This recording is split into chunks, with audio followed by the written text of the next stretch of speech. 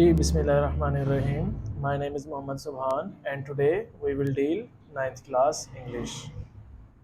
So, our first chapter is the Savior of Mankind. इसमें हम ये देखते हैं कि नबी पाक सल्लल्लाहु अलैहि वसल्लम कैसे पूरी कायनात के मुहाफ़िज़ थे, पूरी इंसानियत के मुहाफ़िज़ थे। तो पेपर पॉइंट ऑफ व्यू से बच्चों के लिए इसका ट्रांसलेशन पैराग्राफ आ सकता है। तमाम चैप्टर्स में से कोई सा भी वो ट्रांसलेशन पैराग्राफ पूछ सकता है आपसे। इसके अलावा वर्ड सिनोनिम्स आपके ऑब्जेक्टिव में आ सकते हैं और थर्ड एक्सरसाइज के शॉर्ट क्वेश्चंस आपके आएंगे। तो आज हम इसका ओरिजिनल टेक्स्ट देखेंगे ताकि आपको ट्रांसलेशन का कोई मसला ना रहे।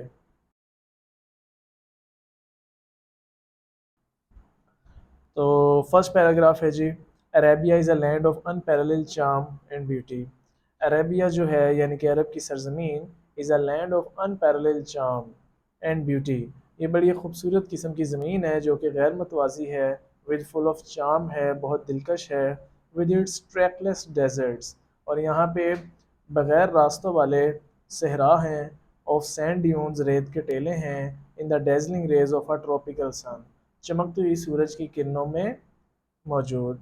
It's starry sky, it is not स्टेरी, starry तारों से मुतल्लिक, इट्स स्टारी स्काई, इसका तारों भरा आसमान, has excited the imagination of poets and travellers. तो ट्रैवलर्स होते हैं मुसाफिर और पोइट्स होते हैं शायर। इमेजिनेशन कहते हैं तसव्वुर को, कंसिड्रेशन को, थिंकिंग को, ख्याल को। इट्स स्टारी स्काई, इसका तारों भरा आसमान, has excited the imagination of poets and travellers, वो मुसाफिरों को और शायरों के तसव्वुरात को पुरजोश कर देता है। It was in this land, ये इसी सरजमीन की बात है, ये वही सरजमीन है, दैट द रसूल सल्लल्लाहु अलैहि वसल्लम वाज बोर्न, जहाँ पे नबी पाक सल्लल्लाहु अलैहि वसल्लम पैदा हुए थे। इन द सिटी ऑफ मक्का, शहर मक्का में, which is about 50 miles from the red सी, जो कि रेड सी से तकरीबन 50 मील फासले पर मौजूद है। द अरब्स पोजेस्ड, पोजेस्ड करना कहते हैं होल्ड करना, ओ करना, किसी चीज़ को ऑन करना। The Arab possessed a रीमार्केबल memory, अरबों के पास या अरब लोगों के पास बड़ी काबिल तारीफ़ किस्म की याददाश्त थी। रीमार्केबल कहते हैं जो चीज़ काबिल तारीफ़ हो। मेमोरी, इनकी याददाश्त थी, and were in eloquent people, और ये लोग काफ़ी ज़हीन लोग थे। There eloquence and memory found expression in their poetry, और जो इनकी एलोक्वेंस थी, एलोक्वेंस कहते हैं जहानत को, इंटेलिजेंसी को। देयर एलोक्वेंस एंड मेमोरी, और इनकी जो याददाश्त है, found expression in their poetry, इन दोनों चीज़ों ने इनकी शायरी के ऊपर भी बड़ा अच्छा तासुर छोड़ा। एवरी ईयर, हर साल, फेयर वाज हेल्ड, मेला मुनक्किद होता है, फॉर पोइटिकल कंपटिशन, शायराना मुकाबले के लिए, एट उकाज, उकाज के मकाम पर, ये एक जगह का नाम है। इट इज़ नरेटेड, ये रिवायत है, that Hammad said to कालिफ Waleed bin Yazid, कि ये रवायत की गई है कि हमाद ने कहा कि हज़रत वलीद बिन यजीद से रिवायत है, I can recite to you, मैं तुम्हारे सामने तिलावत कर सकता हूँ, for each letter of the alphabet, हर लफ्ज़ की, हर हर्फ की, 100 लॉन्ग लॉन्ग पोइम्स, तकरीबन 100 लंबी नज़मों की, without taking into account short pieces, बग़ैर उसको छोटे छोटे टुकड़ों में तकसीम किए। And all of that composed, और जो सब का सब मिलकर, exclusively bye poets before the प्रोमलगेशन of Islam, और ये सब का सब मुश्तमिल होता था ख़ास अंदाज में शायरों के ज़रिए, बिफोर द प्रोमलगेशन ऑफ इस्लाम, इस्लाम के नाफज से भी पहले। It is know small wonder, इसमें कोई हैरानी की बात नहीं है, दैट के अल्लाह Almighty choose the Arabic language, के अल्लाह ताला ने अरबी ज़ुबान को मुंतखब किया, फॉर हिज फाइनल डिस्पेंशन, अपनी आखिरी वही के लिए या आखिरी पैगाम के लिए, and the preservation of his word, इस वर्ड, और अपने इस आखिरी कलाम के तहफ़्फ़ुज़ के लिए, यानी कि जो होली कुरान की जो अपनी लैंग्वेज है वो अरबिक है। तो in the 5th and 6th centuries, 5वीं और 6ठी सदी में, man kind stood on the verge of chaos, ठीक है, तो इसको चाओस नहीं पढ़ना, दिस इज केओस। 5वीं और 6ठी सदी में जो इंसानियत थी वो खड़ी थी, स्टूड ऑन, खड़ी थी, ऑन द वर्ज, वर्ज कहते हैं एज को, किनारे को, लाइक दिस इज, इंसानियत जो थी वो एक किनारे पर खड़ी हुई थी, केओस, डिस्ट्रक्शन वाले ज़माने में, तबाही के दहाने पर खड़ी थी। इट सीम्ड, ऐसा लगता था, दैट द सिविलाइजेशन, के वो तहजीब, विच हैड टेकन 4000 ईयर्स, कि जिस तहजीब को 4000 साल लगे थे, had started crumbling, وہ لڑکھڑانے لگ گئی ہے. کرمبلنگ کہتے ہیں ٹریمبلنگ کرنا، لڑکھڑانا، اسٹرمبل کر جانا. کہ وہ جو 4000 پرانی تہذیب تھی جس کو ٹائم لگا تھا وہ اب لڑکھڑا گئی ہے.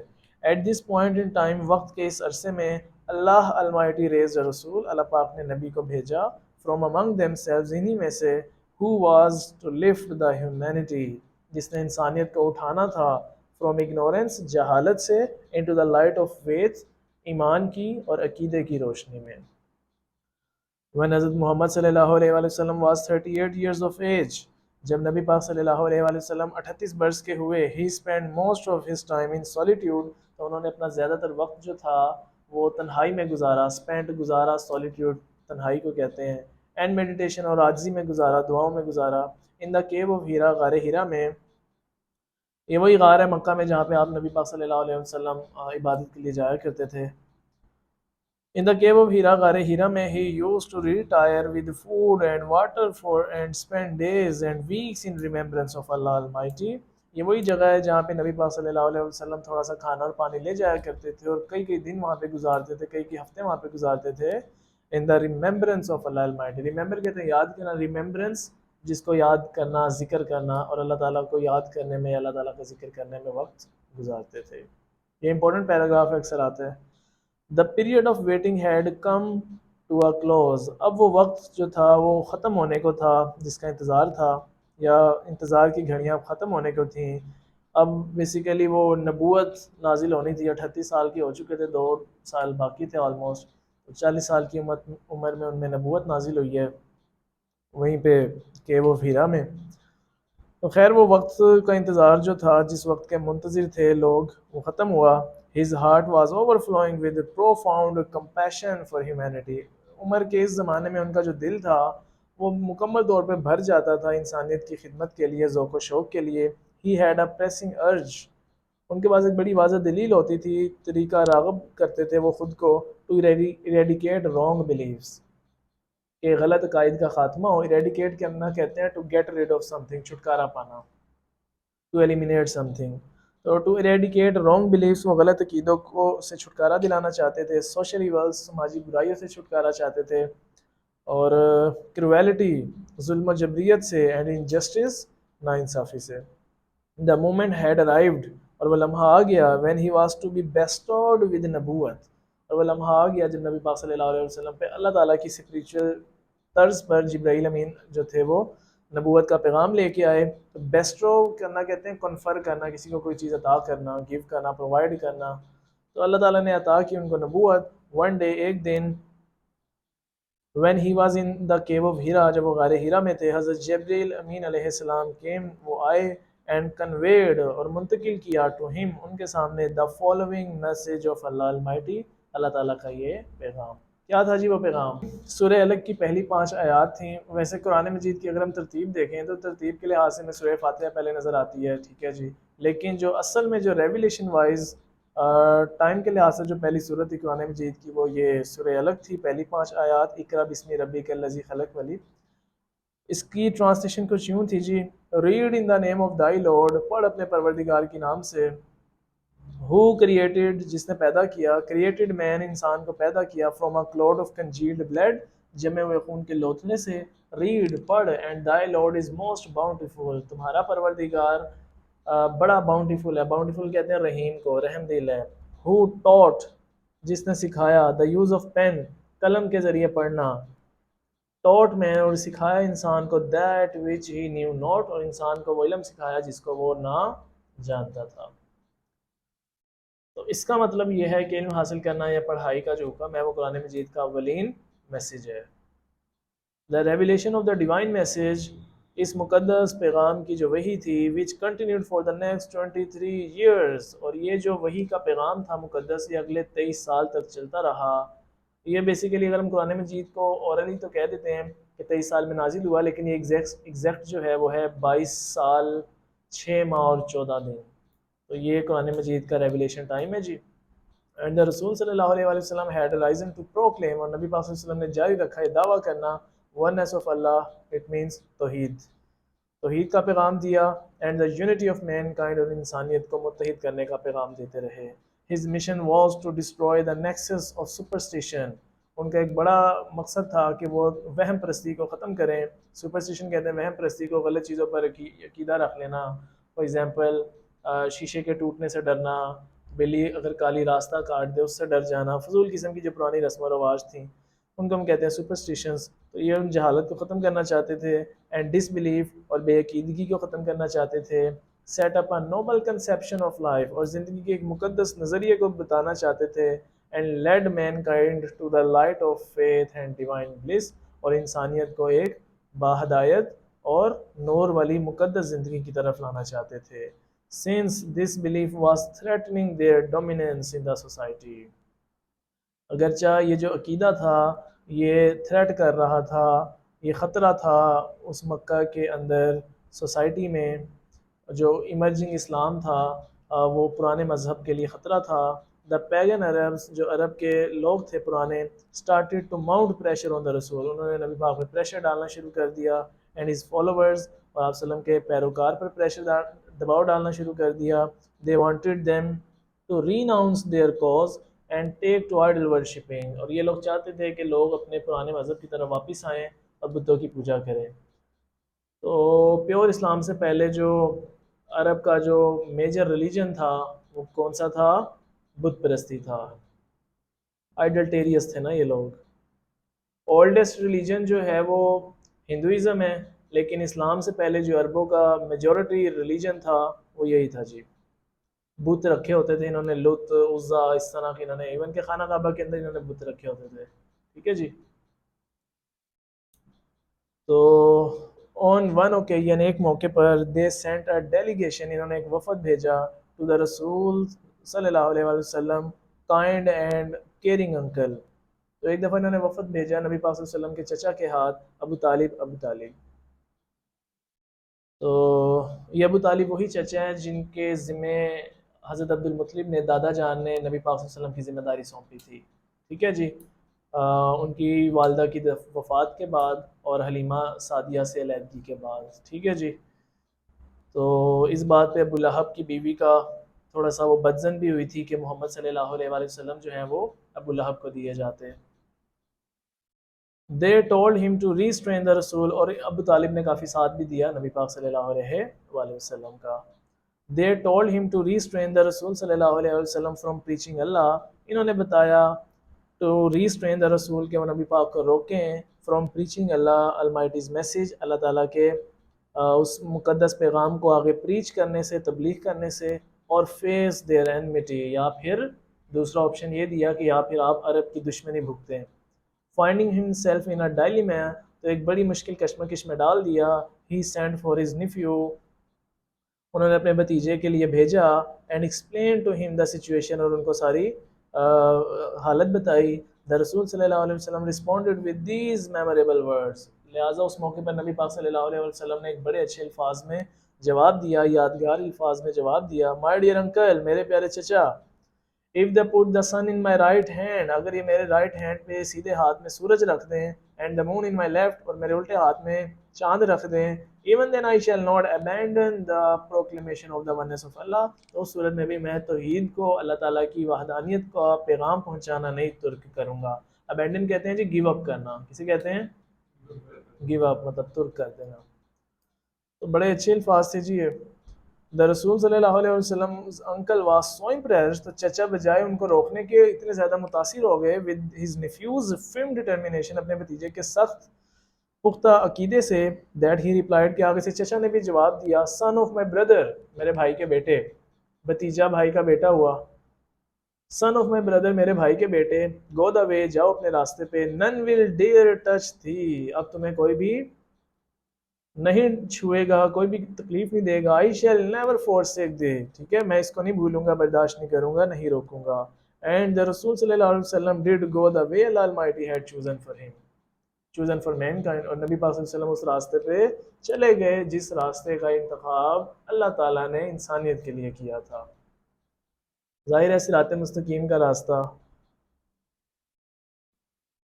imbued with divine guidance and firm resolve، the رسول صلی اللہ علیہ وسلم encountered all the challenges with grace and dignity، مقدس رہنمائی کو ساتھ لے کر اور فرم ریزولو پختہ عقیدے کو لے کر دا رسول صلی اللہ علیہ وسلم انکاؤنٹرڈ، نبی پاک صلی اللہ علیہ وسلم نے سامنا کیا آل دا چیلنجز، تمام مشکلات کا، ود گریس اینڈ ڈگنیٹی، مکمل عظمت اور شان و شوکت کے ساتھ. ان نو ٹائم، تقریباً تھوڑے سے وقت میں، ہی ایلیویٹڈ، انہوں نے اٹھا لیا، پک کر لیا. ایلیویٹ کرنا کسے کہتے ہیں جی؟ لفٹ کرنے کو.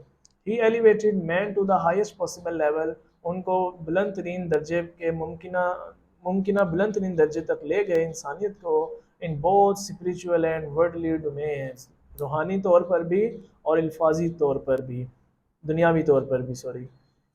He was also a driving force behind Arab conquest. آپ صلی اللہ علیہ وسلم کا پھر ایک رول یہ بھی ہے کہ وہ فتوحات عرب کے پیچھے بھی ایک بڑی ڈرائیونگ چلانے والی فورس کے طور پر کام کر رہے تھے. which have created an everlasting impression on human history. یہ بات سننے والی ہے جس نے پوری انسانی تاریخ میں بہت زیادہ ایور لاسٹنگ، ہمیشہ رہنے والا تاثر چھوڑا. نبی پاک صلی اللہ علیہ وسلم جتنے بھی غزوات آئے تھے یا جو فتوحات آئی تھیں ان میں بھی لیڈنگ رول پلے کر رہے تھے. فار ایگزامپل نبی پاک صلی اللہ علیہ وسلم نے اپنی مدنی زندگی میں کافی زیادہ غزوات کو ون کیا ہے. ٹھیک ہے جی. غزوہ ابوا ہوا ہے، بدر ہوا ہے، احد ہوا ہے، رجی ہوا ہے، پھر آپ کے بعد احزاب جس کو آپ خندق کہتے ہیں وہ ہوا ہے. ٹھیک ہے جی. پھر حنین ہوا ہے، 6 ہجری میں آپ کی صلح حدیبیہ ہوئی ہے. ٹھیک ہے جی. پھر موتا ہوئی ہے، پھر حنین ہوئی ہے. اسی طریقے سے پھر لاسٹ پہ تبوک ہوا ہے، جو بغیر لڑے ہم جیتے ہیں، اور لاسٹ پہ خطبہ حجۃ الوداع ہوا ہے. تو 8 ہجری میں مکہ فتح ہوا ہے. مکہ فتح کرنے سے پہلے مدینہ میں رہ رہے تھے، آخری جو 10 سال رہے ہیں مدنی زندگی میں، تو وہ مکہ واپس فتح کرنے تک 8 سال لگے، اور ان 8 سالوں میں ڈفرینٹ فائٹس ہوئی ہیں، کچھ جیتے بھی ہیں کچھ ہارے بھی ہیں. فار ایگزامپل بدر ہم جیتے تھے، احد ہم ہارے تھے. ٹھیک ہے جی. پھر اس طریقے سے خندق ہم جیتے تھے، تبوک ہم بغیر لڑے جیتے.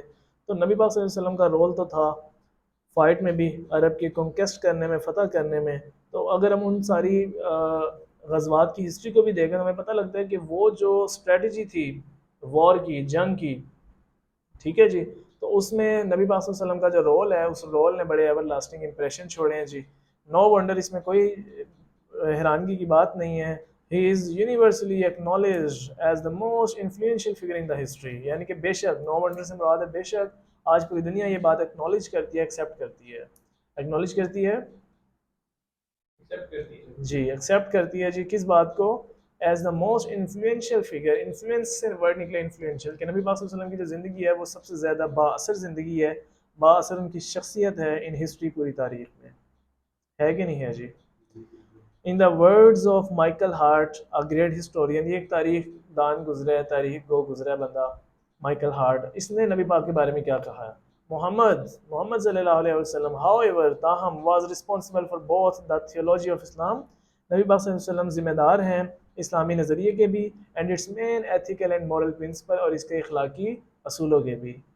اسلام میں جتنے بھی ایتھکس دیے گئے ہیں، اخلاقیات دیے گئے ہیں مسلمانوں کو یا نان مسلمس کو، منورٹیز کو، سب کو، خواتین کو، مردوں کو، بچوں کو، بوڑھوں کو، جتنے بھی ایتھیکل پرنسپل دیے ہیں اسلام نے، وہ اس کا کریڈٹ نبی پاک کو جاتا ہے.